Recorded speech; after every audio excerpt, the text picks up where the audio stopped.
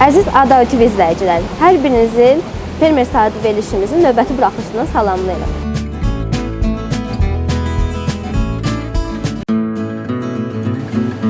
Qıbrın özünü toparlayın. Əziz ADA TV izləyiciləri, hər birinizi fermer saatı verilişinin növbəti buraxılışından salamlayırım.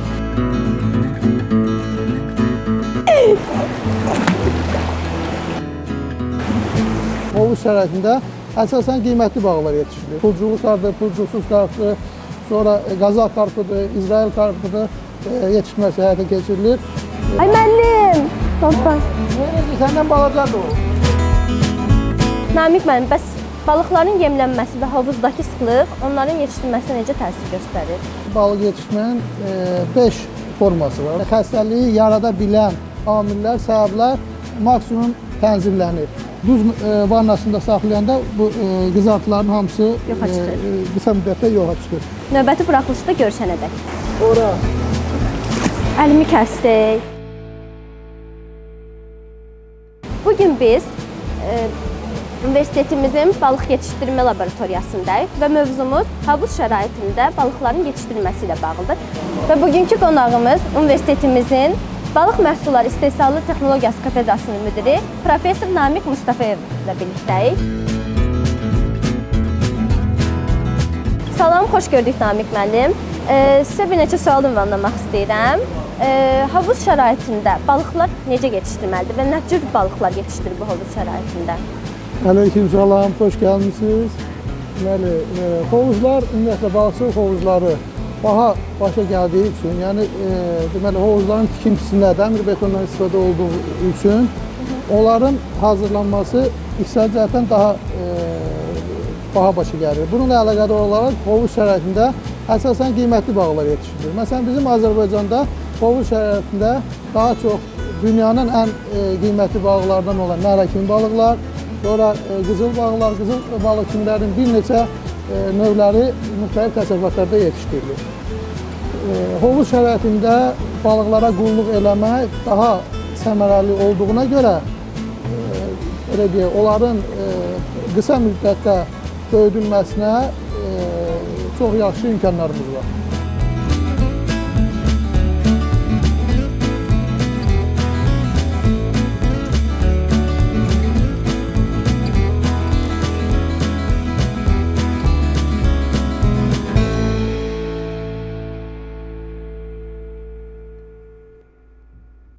Bəs biz bu baxım zamanı nələrə diqqət eləməliyik, balıqların baxımı zamanı?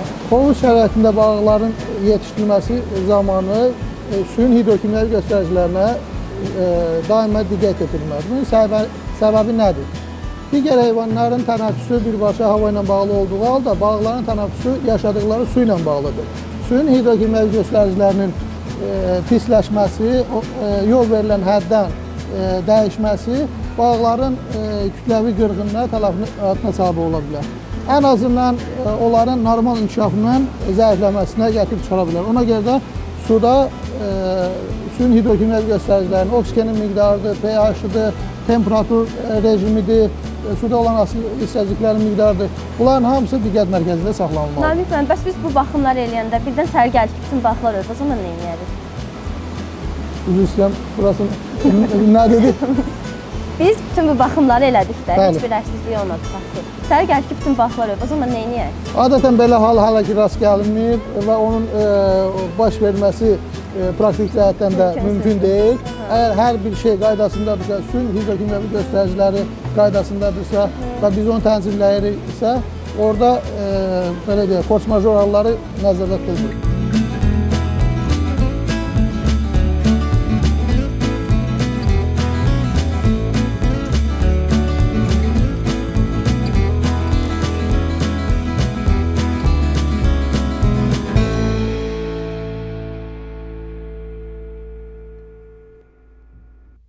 Namiq müəllim, bəs balıqların yemlənməsi və hovuzdakı sıxlıq onların yetişdirilməsinə necə təsir göstərir?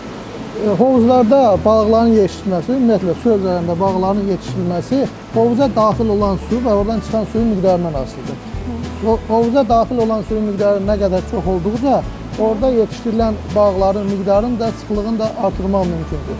suyun bayaq qeyd etdiyim kimi hidrokimyəvi göstəricilərinin pisləşməsi, nəzərdən qaçması balıqların normal inkişafdan qalmasına səbəb ola bilir. Bəs bunu necə bilirsiniz ki, inkişafdan qalır? Digərindən fərqi nədir? Daimi balıqçılıq gölləri nəzarətdə saxlanılır. Balıqlara verilən qidanın nə qədər mənimsənilməsi izlənilir və lazımi profilaktik tədbirlərə ehtiyac olursa həyata keçirilir. Namiq müəllim, hovuzda balıqlar arasında ən çox rast gəlinən xəstəliklər hansı xəstəliklərdir? Hovuzlarda yetişdirilən balıqlarda ən çox belə deyək, digər deməli yetişdirmə şəraiti ilə müqayisədə xəstəliklər az rast gəlinir. Səbəbi nədir? Çünki hovuzlarda xəstəliyi yarada bilən amillər, səbəblər maksimum tənzimlənir. Yarana bilən xəstəliklər daha çox başqa təsərrüfatlardan hovuzlara balıqların gətirilməsi zamanı baş verə bilər ki, bunun da qarşısını alınması üçün yeni təsərrüfata gətirən balıqlar karantində, müəyyən müddət karantində saxlanmalıdır və lazımi profilaktik tədbirlər həyata keçiriləndən sonra hovuzlara buraxılmalıdır. Necə aşkar olunur bəs bu xəstəlik? Vizual baxışla aşkar olunur, sonra balıqların davranışları ilə əsasən mütəxəssis müəyyən edilir. Balıqlarda müəyyən nümunələr götürmələr, qəlsəmələrindən nümunələr götürmədə əməl xəstəliklərin deməli olması aşkar olunur.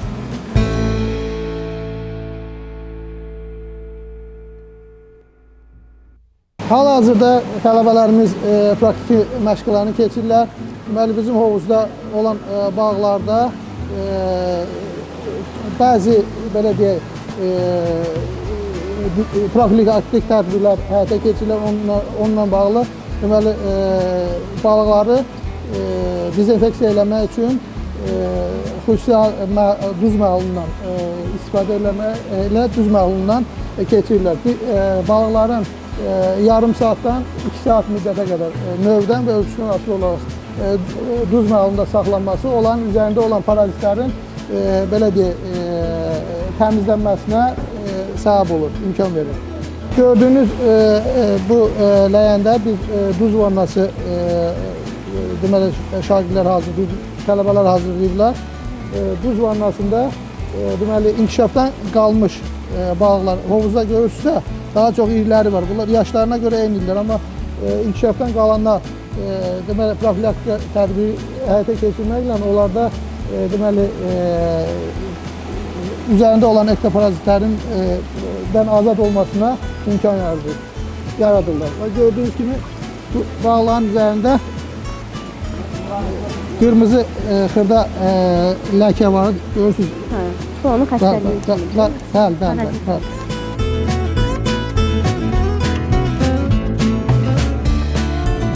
Və burada digər fərqində var. Üzərində görürsünüz artıq heç bir ləkə qalmır, təmizlənir. Qızartıların çox az hissəsi qalır.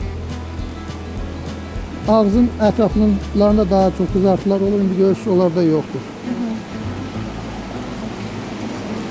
Atın mı buzağı? Atın, hovuza atın. Korkmayın. Size bir göstereyim, ben bu tarafa çönüyorum. Özüme hoplanacağım. Bu kadar, siz devam edin. Duzu sonu xeyir olur da Bəli.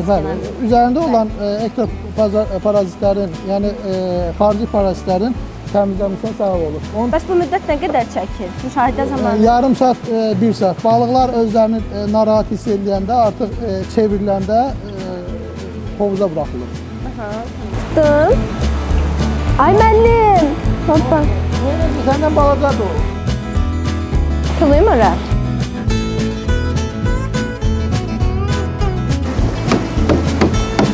Bir kuyruğundan bir kuyruğu.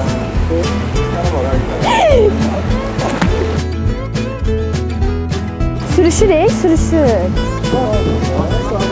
Gel sen biraz tut, ben de biraz. Orasını sen tutuyor. Elimi kəsdik. Elimi kəsdi.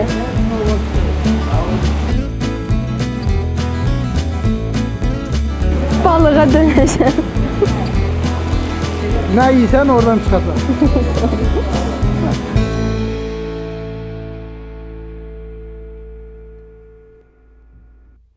Namiq müəllim, respublikamızda balıq yetişdirilmənin hansı üsullar daha əlverişlidir? Siz hansı üsulları tövsiyə edərdiniz bizim fermerlərimizə? Ümumiyyətlə bizdə respublikamızda balıq yetişdirmənin 5 forması var. Bir təbii su hövzələrində balıq yetişdirmədir ki, təbii su hövzələrində balıq körpələri buraxılır, onlar böyüləndən sonra ovlanma həyata keçirir. İkinci, yenə təbii su hövzələrində qəfəs şəraitində balıqların yetişdirməlidir. Buna ayrı-ayrı təsərrüfatlar qəfəs şəraitində iri su anbarlarında və yaxud da dənizdə qəfəslər yerləşdirilir. Həmən qəfəslərdə deməli balıqların yetişdirilməsinə həyata keçirilir. Həmin şərait imkan verir ki, belə deyək, su ehtiyatından daha səmərəli istifadə etməyə imkan verir. Üçüncü bir göl balıqçılıq təsərrüfatıdır ki, göl balıqçılıq təsərrüfatları adətən Aran rayonlarında nisbətən suyun temperaturu isti olan bölgələrdə həyata keçirilir ki, orada da göl təsərrüfatlarında çox çəkim balıqlar, çəki balıqları onun müxtəlif formalarıdır, karpdır, pulculu karpdır, pulcusuz karpdır, sonra qazaq karpıdır, İsrail karpıdır yetişdirməsi həyata keçirilir. Ağamur, əlvan qalnalın bu balıqların yetişdirilməsi göl şəraitində həyata keçirilir. Hovuz şəraitində, hovuzlar adətən qeyd etdiyim kimi baha başa gəldiyinə görə onları da daha çox qiymətli balıqların yetişdirilməsi təşkil olunur. Bu qiymətli balıqlardan da nəhər həkimlərdir ki, onlar deməli daha böyük su ehtiyatı olan ərazilərdə iri kanalların yaxınlığında, su anbarlarının aşağı hissələrində deməli yaradılır. Bizim ölkəmiz, respublikamızda Mingəçevir su anbarından aşağıda, Mingəçevir su anbarının özündə də bəndlər yaradılır.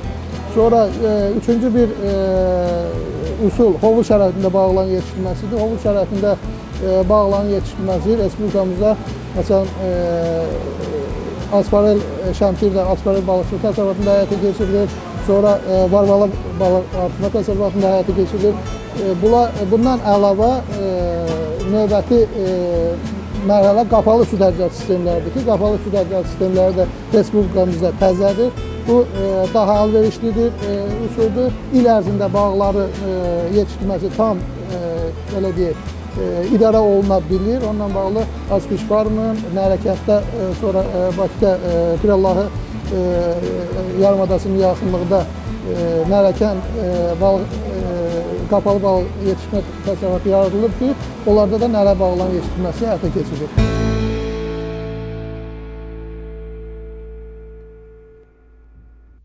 Bəs sizcə fermerlər balıq yetişdirmədə nə kimi səhv görür? Yəni sizin ən çox səhv gördüyünüz səhvlər, fermerlərin yetişdirmədə ən böyük etdiyi səhvlər nədir? Fermerlərin biz mütəmadi izləyirik, nöqsanları daha çox harda olur? Belə deyək, daha çox bu göl balığı yetişdirilməsində müşahidə olunur. Yaz vaxtı suyun çiçəklənməsi deyirlər. Qısa müddətdə temperaturun qalxmasına qədər suda deməli yosunların miqdarının artması baş verir ki, bu yosunların artması da belə deyək, gecə vaxtı yosunlar həm də tənəffüs edir, suda olan oksigeni tam mənimsədiklərinə görə artıq balıqların tənəffüs üçün oksigen çatışmamazlığı baş verir. Bir neçə dəfə belə bir hallar baş verir ki, buna oksigen zamoru deyirlər, yəni oksigen çatışmamazlığından balıqların kütləvi şəkildə tələf olması, qırılması. Bu hadisəyə bir neçə il bundan qabaq belə bir problem baş vermişdir. Düşməsə? İnşallah. Hə, qoy, qorxma. Qorxma, ora möhkəmdir.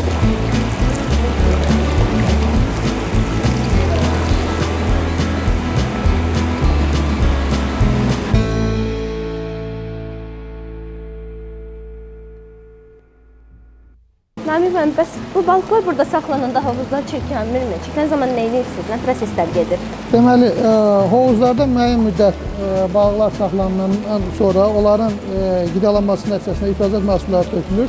Digər hovuzlarda balıq gördüyünüz kimi onlar daha çirklidir. Biz ehtiyat hovuzu saxlayırıq, gördüyünüz kimi bu cür bir hovuzu ehtiyat saxlayırıq. Hovuz təmizlənəndən sonra əvvəl hovuzun divarlarında olan yosunlardır, ləkələrdir, çirkablardır təmizlənir. Təmizlənəndən sonra qurudulur. Bir gün, 2 gün fasilə verməklə quruyur. Quruyandan sonra hovuzun bütün divarları ənglənir. Gördüyünüz kimi indi divarlar ənglənib. Onlar quruyandan sonra dib hissəsi, hovuzun dib hissəsi də əhənglənəcək. Bu əhəng həm balıqların dezinfeksiya olunmasına kömək edir. Əhəngin özü dezinfeksiya edici xüsusiyyətə malikdir. Həm də hovuzun normal görünüşünü təmin edir.